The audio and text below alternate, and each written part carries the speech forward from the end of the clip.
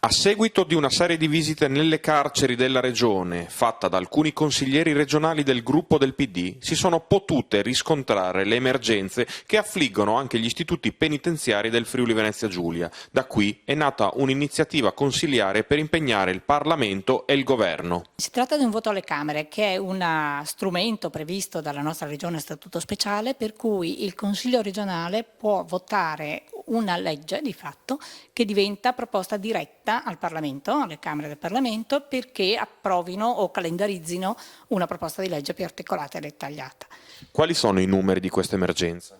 Beh, il numero di emergenza delle nostre visite abbiamo riscontrato che anche in Friuli, anche se meno rispetto al resto d'Italia, però anche nella nostra regione, la capienza delle carceri attuali prevederebbe un numero minore di detenuti rispetto a quelli presenti attualmente, ma soprattutto le nostre carceri sono fatiscenti, sono strutture non adeguate, non corrette e non sono strutture che permettano le misure alternative alla detenzione, cioè misure di formazione, che già ci sono, che la Regione sponsorizza e sostiene con molto interesse e con molta forza, ma ha bisogno anche di luoghi dove si possa lavorare, studiare, crescere. Nella richiesta del Consiglio alle Camere e al Governo si parla anche di depenalizzazione delle droghe leggere.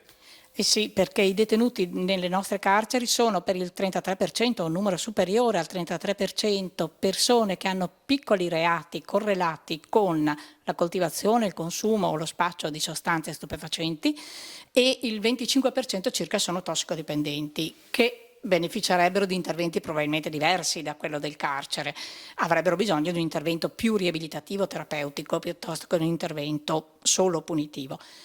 Per gli spacciatori invece siamo d'accordo ovviamente che debbano essere puniti, ma anche in questo caso, come in tutti gli altri casi di reati, la nostra regione si pone come modello e come primo propositore di un modello che vede la pena come una pena riparativa, non una pena punitiva.